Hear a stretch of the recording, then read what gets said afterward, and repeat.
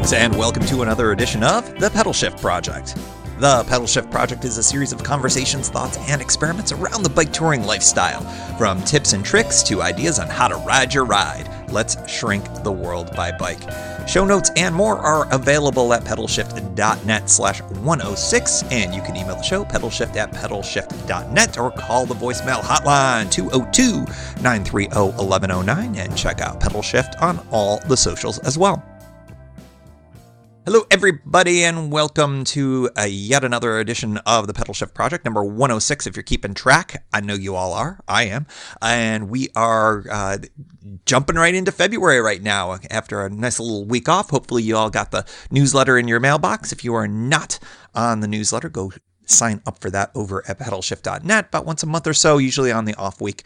There'll be kind of tips and tricks, things, previews, all sorts of good stuff, and maybe even some nice little surprises in there as well. So go check that out at pedalshift.net. I gave a little bit of a preview in the newsletter, and I will give everybody a preview of it right now. Save the date, February 20th, 8 p.m. Eastern Time. Sorry, Europe, Eastern Time. We're going to do a live show, and it's an experiment, and it's something that I've been really kind of interested in trying, so we're going to give this a shot. So February 20th, go to pedalshift.net/live, and maybe, just maybe, I'm going to be doing this on Facebook Live as well. I haven't quite decided yet, but definitely at pedalshift.net/live so that anybody can participate, whether you've got a Facebook account or not. And you're going to watch me talking to a microphone for an episode of the Pedalshift Project. Woohoo! Super exciting, I know. We're going to do a little pre- and post-show banter. There'll be a chat room, so like you can ask questions, things along those lines. And it's going to be an experiment. You know, if there's enough people, if there are people who ask some interesting questions or stuff like that, I might be able to integrate some of that into the show. If literally nobody shows up, well, then there'll be a video after the fact, and you'll be able to watch me talking to a microphone at the end of the show. And it'll be on YouTube. So just different ways of being able to consume the program. And it'll be a couple of days, of course, ahead of the actual podcast release. So if all you want to do is listen to this show the way you always have, don't worry. That show will be available on Thursday at 7 a.m. I guess that'll be the 22nd, just like normal. But if you want to get involved on the whole live thing, February 20th, 8 p.m. At pedalshift.net/live, and that'll be using the YouTube platform and all sorts of easy to use stuff with that. So if you are a subscriber to Pedalshift on YouTube, then you will get like kind of a little ping on your phone or something like that as well, just to remind you. So yeah, give this a shot. I think it'll be kind of fun. Video will be up right away. The audio will be in the feed, like I said. You don't need to be on social media for that, although it'll be there too eventually. So we'll give it a shot. See how that goes. If it's interesting, if it works, if it does cool things, and if it's popular, then we'll definitely keep doing it. Maybe as much as once a month. So we'll just see how it all goes. February 20th, 8 p.m. Eastern Time. I hope to see you all there. Another little thing I wanted to throw out there as part of the pre-show banter here is I'm on the Facebook bicycle touring group a fair amount. I'm sure some of you have maybe even found the show through that. And it's really interesting just seeing all the different types of things people talk about on that. One thing that came up, somebody asked about books that remind you of bike touring. So not necessarily books that are about bike touring, but a book that sort of is cool to read on a bike tour. It kind of evinces that vibe. And I was reminded of a book that I think I may have talked about on this show before, but every time it comes up, I just feel like I need to evangelize this book because I just love it so much. It goes way back. I think maybe it's over 20 years old, but it's River Horse, and the author is a guy by the name of William Least Heatmoon. And the reason why I like this book so much, even though it has nothing to do with bicycle touring, I think it's relevant for talking about in a bicycle touring context. It's about a guy who takes on an adventure crossing the country in kind of a weird way. He looked at a map and said to himself, you know what? I think you can cross the country completely by boat and portage only a few miles worth. You'll have to use different types of boats through it, and it's going to be really hard in spots, but I think I can do it. That was basically the premise of the whole thing. And so it's this really cool, interesting adventure, and it reminds me a lot of bicycle touring because, frankly, we're doing something that's a little off the beaten path. We're riding bicycles with usually a lot of gear on it for long distances, and lots of people think we're crazy, just like everybody thought he was crazy with all of that. So I think it's a cool book. It's a good read. It is called River Horse by William Least Heap Moon, and it's one of my favorite books, and I would really recommend it. So if you're looking for some good winter reading or some future bike touring reading, I think this is a great book to bring along with you. He's better known for another book called Blue Highways, which is a really interesting, almost kind of a memoir about what was going on in his life. And this might have been back in the 70s. He had just, his relationship had just broken up. He had just gotten fired, and he decided to cross the country in, I think, if it wasn't a Sprinter van, it was like a pickup truck or something like that, but staying only on offbeat roads. In other words, no interstates, no state highways. And on the old maps, the old style maps, they used to be blue lines for those highways. So that's why the book is called Blue Highways. That's probably his best known book. It's another one, but since it's motorized transport, it's not as cool as River Horse. So I go with that. So anyways, book recommendations here at the top of the show. On this show, we've got some really cool stuff. We are going to be talking about some beginners, and we're going to be kicking off the beginner series, which we'll be talking about in a second here, and also doing some Connections Catch-Up, and it's Connections Catch-Up Volume 1, the emails. So let's get things started.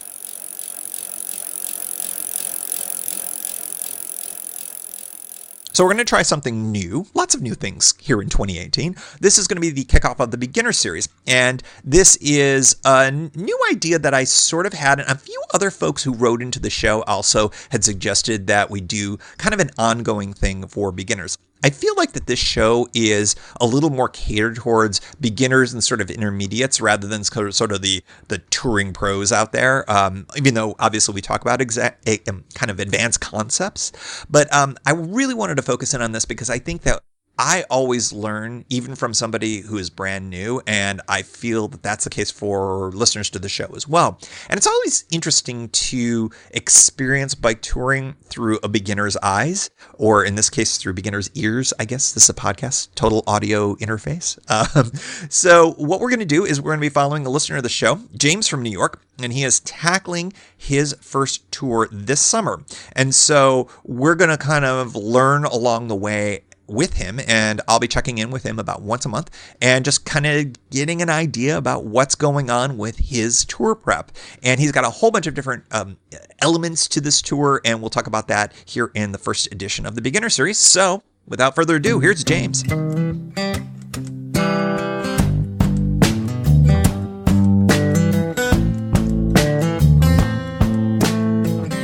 I am James Rosenberg, currently living in New York City. And for the last couple of years, I have been either preparing for or in the process of applying to business schools. And kind of one of the big things that I've been looking forward to with business school is that I was going to get to take a whole lot of time off between when I left my job and when I started school. So I've spent the last probably year and a half or so kind of planning out what I was going to do in that time off. And originally the plan was to hike the Appalachian Trail. I knew I wanted to do something that was kind of adventurous and something that I likely would not have the chance to necessarily do again if I were to go back into the corporate life. Unfortunately, the Appalachian Trail, or maybe fortunately, the Appalachian Trail just didn't work out with the timing on when I'll be able to take the time. So I kind of nixed that one and just played around with a couple different ideas on what else I could do. Thought about motorcycling around Southeast Asia. Thought about hiking the Pacific Coast Trail, and I don't even remember how, but somehow I learned about bike touring, and thought wow, that sounds really cool. So I kind of just decided that I was going to ride across the United States. I have never ridden more than 50 miles at a time, and I would say that one ride was probably the longest ride I've ever taken by about 45 miles or so. And you're going to have more of those. Hopefully. So I think it would be an understatement to say I'm a complete amateur in the biking world. But as I've started to prepare for this tour, I've started training pretty seriously over the last couple months. It started off by just going to the local gym and getting on the spinning bike for an hour, a couple times a week. And then it slowly transformed into actually purchasing the bike that I will be using to ride across the country and going on rides with that. And then recently it's turned into riding that bike on an indoor trainer and watching way too much Netflix. That is the winter way in New York City if you've got a bike, except, every once in a while you can sneak in a few. It's tough this time of year in the Northeast. I rode to work yesterday, and, the ride to work really wasn't bad, but the ride home was miserable. I could not move my fingers by the time I got home. And to be fair, I was just dressed completely wrong for it. But, you live and you learn. Yeah, totally. I'm curious. It sounds like you went through a bit of a progression here, and a lot of these things, motorcycle touring Southeast Asia, the two big kind of Triple Crown trails. Have you figured out which of the cross-country routes you're going to do? And is it going to be something that you roll your own, or are you planning on doing one of the ACA style ones like the Trans Am or the Northern Tier or something like that? Yeah. So originally I was going to do the kind of roll your own, see where you end up. But I kind of I'm not completely comfortable with living life on the fly. The idea of going across the country is scary enough for me as it is, that I decided there are some routes out there and I should probably follow one of them. So I am going to be following the Transamerica Trail across, I guess, going from Yorktown all the way over to Astoria. Gotcha. That was going to be the second question, which is which direction, because you could do it either way. And I hear lots of people are super evangelical about going one way or the other. Have you, did you get into that at all? Or were you just like, nope, I want to go east to west? I got really into it. I was like, oh, well, the earth spins this way, so I want to go west to east. And then I kind of said, fuck it. I used to live, I'm sorry, I'm not supposed to curse probably. You've listened to the show, right? That's true. Fair enough. I have used that word on many an occasion. I used to live in Norfolk, Virginia. I lived there for about 2 years. So I thought it would be kind of cool to leave from right around where that town was and leave from a place that I knew a little bit. So that's kind of how I decided to go east to west. No real logic behind it or anything like that. Gotcha. Okay, so You've got a half-baked idea. You got a plan. You've put a lot of time into it. What's sort of in your planning stage right now? What's sort of the thing that is exciting you the most, and what is, I don't want to say worrying you, maybe concerning you the most as the biggest challenge for yourself? Definitely. Well, I'd say what's exciting me the most is kind of just the idea of being out on the road and doing something where I'm totally in charge. I choose how long I want to go each day. I am powering the bike at the end of the day, and I'm going kind of at a speed where I can see what I want to see. And, that was actually one of the things that made me want to do the bike ride rather than a motorcycle ride or something like that was, I'm going to be going at a pace where if I want to, stop on a shoulder and look at some site, I can do that. And that's just really cool to me. But what scares me most is, as of now, I am going to be going alone. So I'm not only going to be this guy that knows nothing, I'm going to be this guy that knows nothing all by myself. So the idea of being out there and camping out alone is something that, scares me a good bit. But I'd say one thing that has kind of reassured me is this podcast. And just knowing that the community really seems to be so strong. And, you did the interview a couple ones back where you met this guy on the coast and you rode with him for, was it a week or so? Yeah, a full week. And I've had that experience in other rides as well. You end up, especially on these well-trodden rides, the Trans Am being probably the most known one in the States for cross country.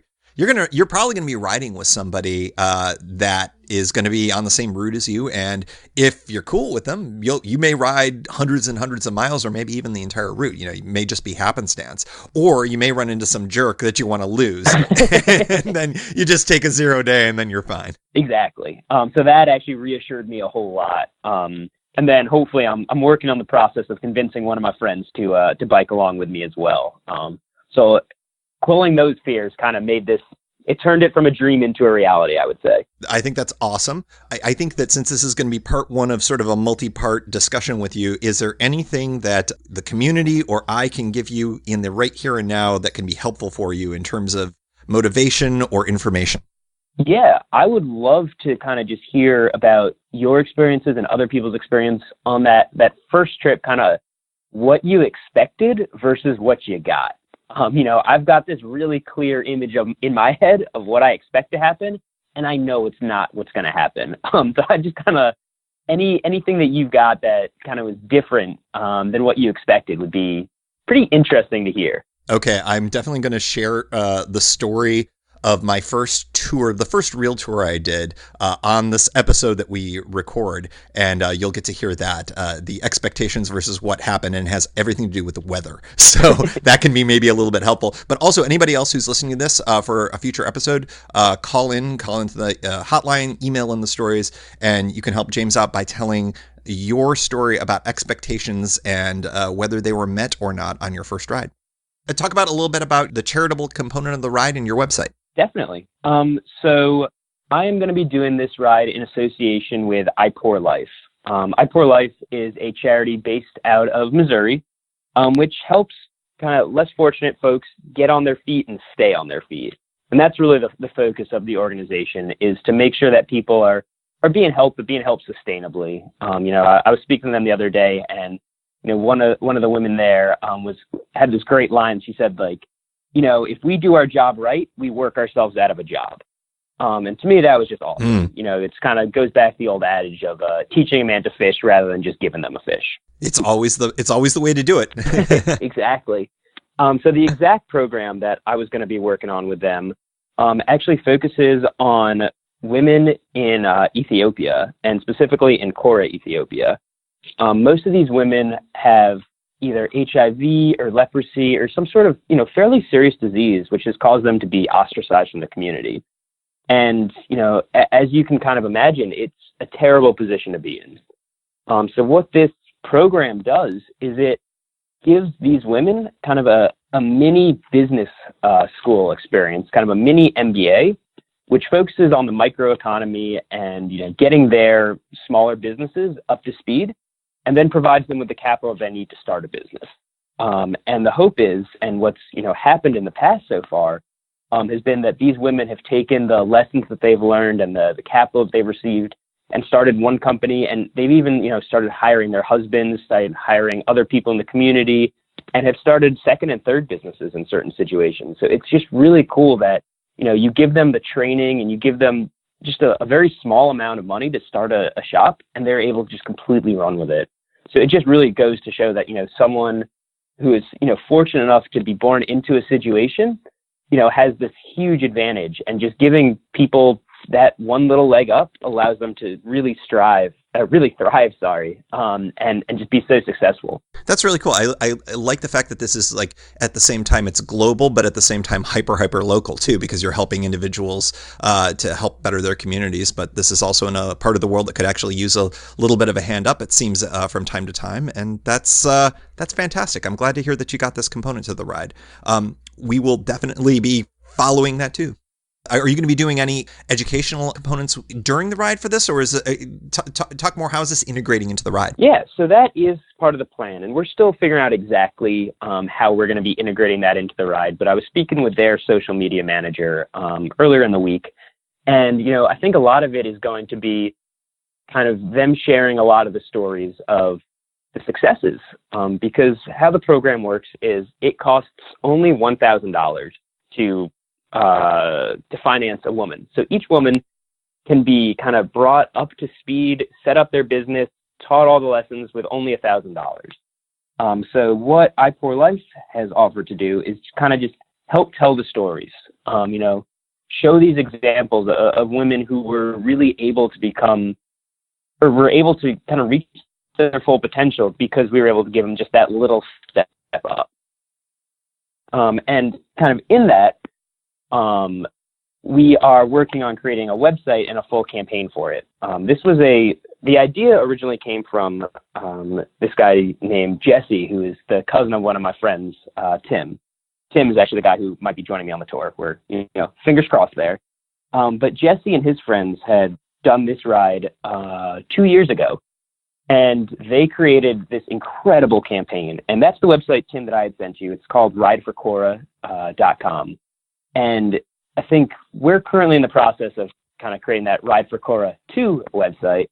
But just going on there, it gives you such a great feeling for, the impact they were able to do. They kept an incredible blog of every day, kind of what they saw, what they went through. And it's a really neat, really, really neat website, I thought. Yeah, that's super cool. And I think that it tells a great story as well.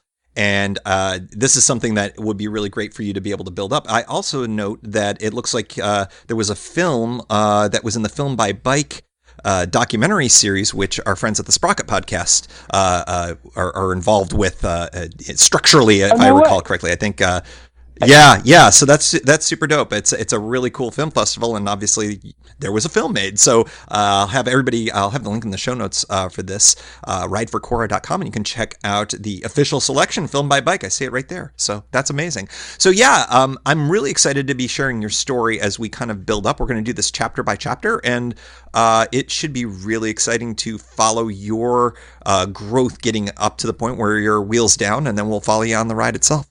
Great. Well, I look forward to it, and I really look forward to hearing everyone's advice and kind of giving me a better sense of what to expect. Hey, if there's one thing about bicycle tourists, you will get advice at every corner. So that's the best part.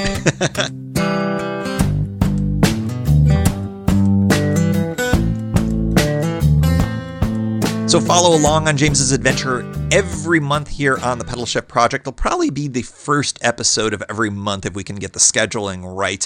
But I'm really excited about that, and we've got some good stuff coming along the way once a month in the Beginner Series. Next up on the show, a long overdue Connections catch-up. And I have gotten a lot of emails and a bunch of voicemails over the last several months, and I have been utterly and completely remiss in sharing the bulk of them with you. And now it's winter, and now is a good time to share all of this. It is literally deluging ice outside of my window as I speak into this microphone right now. So I think it's a great time to talk more about bicycle touring via some of the great stuff that has been shared to us via you, the listeners. I think that was an actual complete grammatical sentence. On with the connections. First up, Bobby and Isaac Ruppel bike the Great Allegheny Passage. This is a lengthier email, so I'm just going to read some of the highlights from Bobby, who's a friend of the show, and also you'll hear him at the end of the show as a Pedalshift Society contributor. Thank you, Bobby. My son Isaac, 4 years old, and I have been enjoying the show for the past year or so. Whenever we are in the car, he has to listen to the bicycle trip program. I think he may qualify as the youngest listener now. That I think he may. I think we've been having this battle over who is the actual youngest listener, but at 4 years old, I think that Isaac may be. Bobby continues. Recently, we had the opportunity to listen to several episodes as we drove from the Detroit area to Cumberland for our 4-night Great Allegheny Passage adventure. We had an amazing time covering about 100 miles from Connellsville to Cumberland, plus some side trips mixed in, and camping along the way.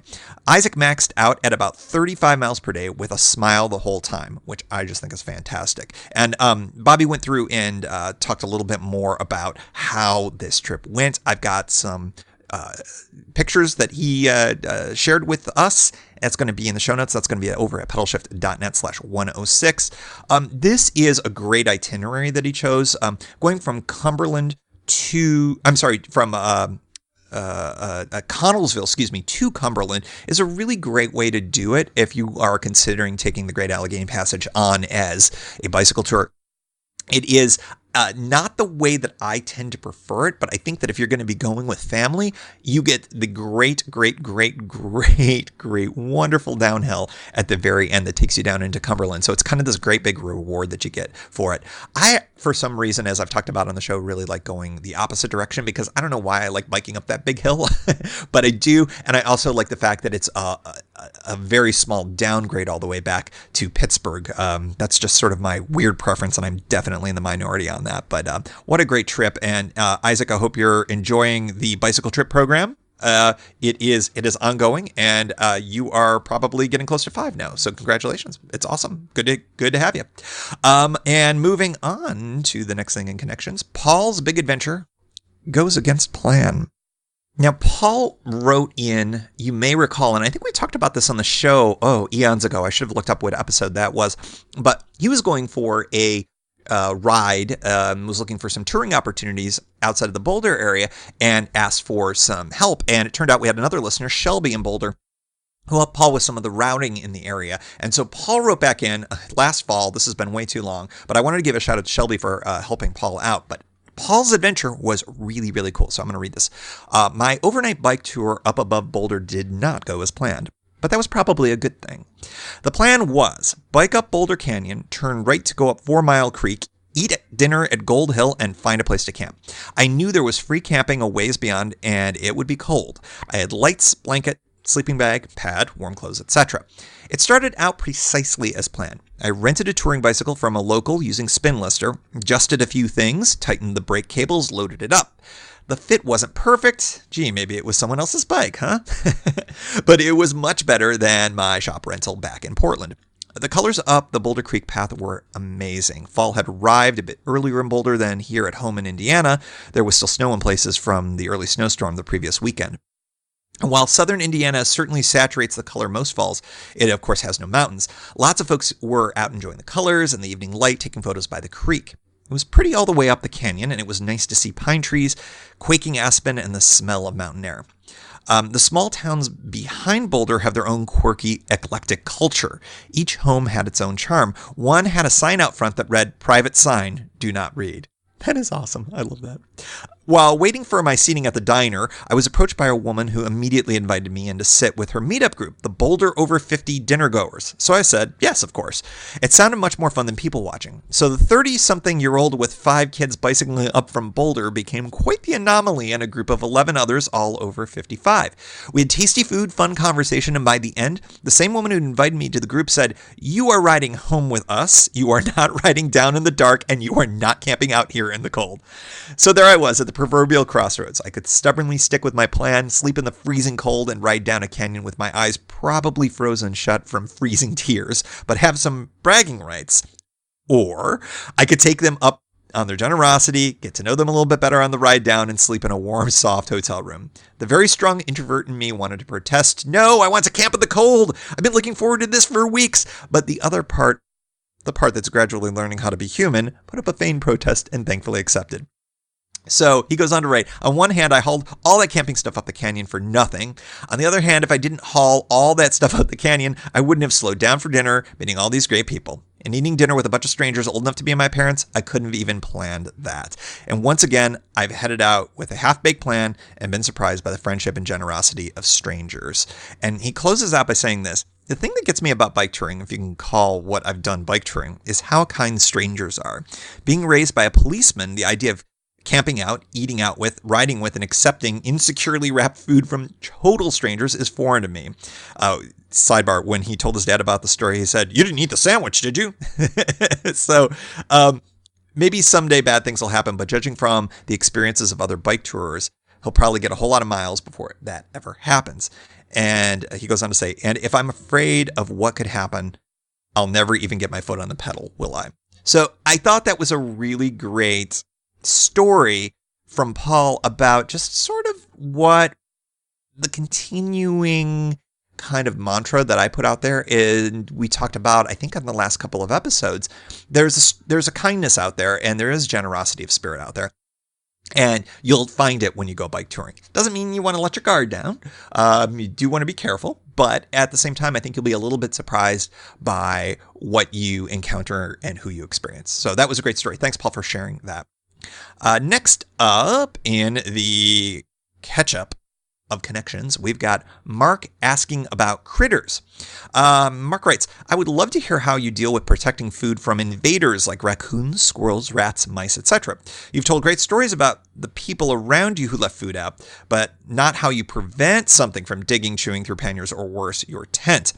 Most of my concern comes from online forums, which I know can be a sinkhole of individuals who take pleasure in spreading worry and over disinformation, so I could be concerned about nothing." That's an interesting take. I do think that sometimes forums will lead you astray. I talked about that Facebook group. I find it's really interesting. There are a lot of jerks on that.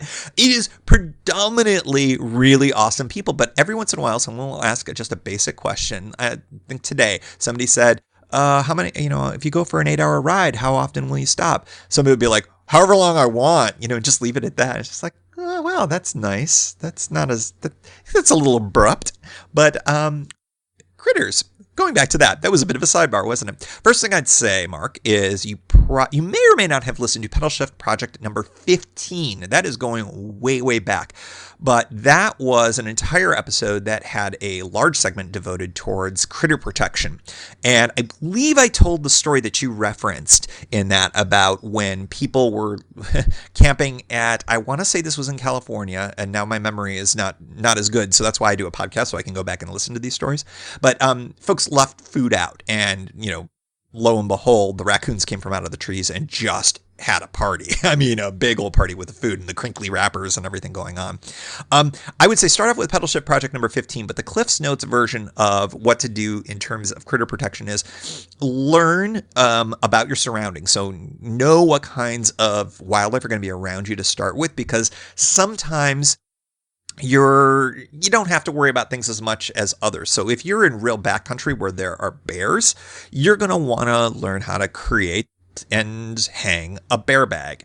And there are some awesome videos on YouTube to show you how to do that. I think I have a few in the show notes for episode 15. That'll be pedalshift.net/015. And you'll want to be taking advantage of that skill. It's a really good skill to have. A lot of the places that I talk about all the time, you really don't have to worry about so much. They'll either be food lockers, like on the Pacific Coast. In so many of the campsites, they'll actually have food lockers that you can put stuff in, and you don't have to worry about stuff overnight.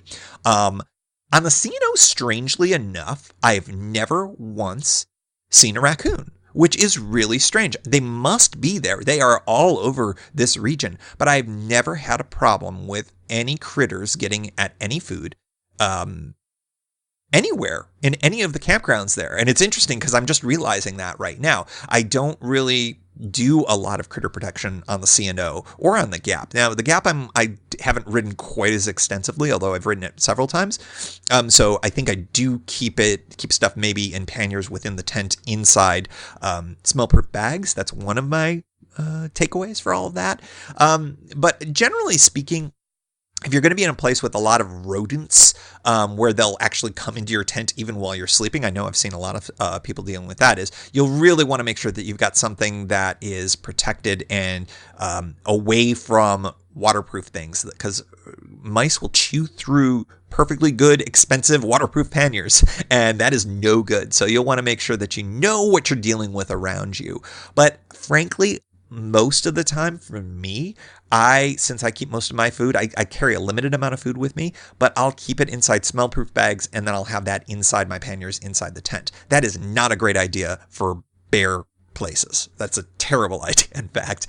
You really want to keep your food separate. If you're going to be touring in backcountry and you're going to be dealing with larger predators out there, you're going to want to keep your food separate, either in lockers that are out there for you, or learning how to do bear bags. So we're circling back to the bear bag. That's a good skill to learn how to do. And you can actually put it all in a pannier, wrap it all up, and hoist it up into a tree, and that'll be a good idea. Raccoons are smart. Raccoons are really smart, and they will figure out a bear bag in many occasions. I've done some backpacking, and I'm constantly amazed at the intelligence and the moxie of raccoons. So you'll want to be mindful of all that. So check out episode 15, and we can always circle back and do an update episode on critter protection, because that's a good thing to talk about. Next up in the Catch Up for Connections, the Connection Catch Up episode here, John's New Zealand Plan B. This is a great story. And John just wrote in about this. Last week, I returned from a 10-week trip to New Zealand and Australia. Sidebar. Jealous. Very jealous. John continues. The New Zealand trip was supposed to be focused on road biking, with my terrific wife playing support and sag wagon driver. The road biking was not great due to narrow shoulders, very fast traffic, and double truck trailers. Not fun. After 4 days, I gave it the ghost and considered other options. After some brainstorming and research, I decided to rent a mountain bike and ride the iconic A20 trail. I think it's A20. Is it A20 or A20? We'll go A20. A20 Trail, which runs from Mount Cook to the Pacific Ocean for a distance of about 300 kilometers. This trail is just one of many trails that the New Zealand government has developed over the past several years. Good on you, New Zealand. It follows either dedicated bike trails, shared hiking trails, or very low traffic rural roads. You can camp, stay at B&Bs, motels, lodges, etc. Daily distances are entirely up to you, but I averaged around 34 to 45 miles per day, with my longest day topping out at 55 miles. The terrain varies from a high point of 900 meters, which is that's no fooling around, on a fairly long ascent on a rough hiking trail to perfectly flat and sealed road and everything in between. He's got a link here. I'll have that in the show notes. Check out the official trail website at alps2ocean.com. Oh, so it is A20. See, look at me. I should have read ahead. And so it's the A20 Trail in New Zealand, alps2ocean.com. We'll have a link in the show notes. FYI, this was my first mountain biking tour, which I think is really dope. I am really intrigued with this one. I love the fact that there's a ton of opportunities. I love the mixed trail, the rural roads and things like that. That sounds like a really fun type of thing. It reminds me a little bit of the Erie Canal Way, which is a nice mix of dedicated bike paths, multi-use paths, and then some rural roads in New York State that goes right across the gut of New York State, which is a really great trip if you have never done it, with much less elevation. It sounds like there are no mountains in this part of New York State going through western and central New York. So that sounds like a great trip, and I'm glad you had a great time. And also good on you, John, for finding out that you were getting no joy from the road biking and getting to a plan B quickly and enjoying that. I think that that's a really good skill set to have as a bike tourist, because so often we'll just slog through something because we have blinders on and we're like, I thought this was going to be a great trip and I'm just going to keep slogging away and doing it. And I think that it's a real testament to wanting to find joy and enjoyment in a vacation, in a trip, by saying, you know what, this is no good. I'm pulling the cord on this and I'm going to come up with something different. If you recall, those of you who have been longtime listeners of the show, actually to the very beginning, I was originally going to do a very different trip back in 2014. So we're talking about episodes like 5 and 6 of the show. I was originally going to be doing a ride from Portland all the way to Minneapolis, and following the Lewis and Clark route and the Northern Tier route, kind of cobbling that together. But when I was looking at the temperatures in eastern Washington and western Montana that were going to be like 110 degrees for a full week, I said, forget that. That doesn't sound like any fun. That was a trip that I planned quite a bit and really done a lot of research on it. And I was like, nope, plan B, going to do the Pacific Coast. And I don't regret it for a second. You know, it's a trip that I always think back on quite fondly for the most part. And I'm glad I called it and made that change, even though it really was, I was looking forward to doing the trip that I had planned to do. So, John, good on you for coming up with a plan B. And folks in New Zealand, I would love to hear more about this trail. If you are a listener in New Zealand or Australia, I would love to hear more about bicycle touring in your neck of the woods, because right now it's a great season to do it. Not so good here. Weather update, icy rain in Washington, D.C. It's the heart of winter. So that's it for Connections. Next episode, we're going to do a Connections catch up with all voicemail. So do not forget, there is the voicemail, as I say, hotline 202-930-1109, because hearing me read your stories may be fun for you, but I enjoy just taking the voicemail and cobbling that together and putting it up for you all, because I like hearing from you as much as reading from you. So call the voicemail hotline with your stories, because I would love to hear from you about all that. We got some great ones coming up on the next episode. Also, on the next episode, we've got a real treat. Annalisa Vandenberg, cross-country adventures, touring with type 1 diabetes, working from bike. I had a great conversation with Annalisa. She was interviewed as a part of an article and then gave a shout out to the Pedalshift Project and the Sprocket Podcast. She was on the Sprocket Podcast, I think, months and months ago. They talked a little bit about her. She was a Warm Showers guest of one of the hosts of Guthrie. So, you know, she's sort of orbited around the shows, and I had a great conversation with her. I cannot wait to share that with you 1 week from the release of this show on episode number 107 of the Pedalshift Project. So stay tuned for that.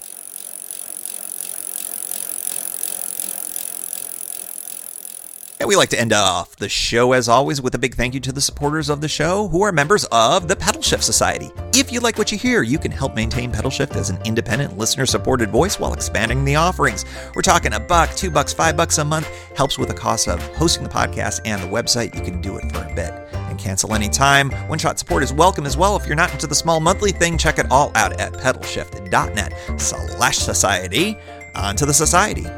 Ethan Georgie, Kimberly Wilson, Caleb Jenkinson, Cameron Lane, Andrew McGregor, Michael Hart, Josiah Matthews, Keith Nagel, Brock Dittus, Thomas Skadow, Seth Krieger, Mark Olo, Terrence Manson, Noah Schroer, Harry Talgadis, John Sikorsky, Richard Killian, Chris Barron, Brian Wren, Mark Van Ram, Brad Hipwell, Paul Mulvey, Stuart Buchan, Todd Stutz, Mr. T, Roxy Arning, Nathan Poulton, Harry Hugel, Stephen Dickerson, Vince LaGreco, Ruth Divorcey, Michelle Miller, Matthew Lewis, Michael Baker, Billy Crafton, Paul Culbertson, Scott Culbertson, Matt Perry, Danielle Jepson, Cody Florchinger, Tom Beninati, Bobby Ruppel, Roy Everett, Greg Berrythwaite, John Mayer, William Cairns, Sandy Pizzio, and thank you all to all past and anonymous donors for helping make this show happen.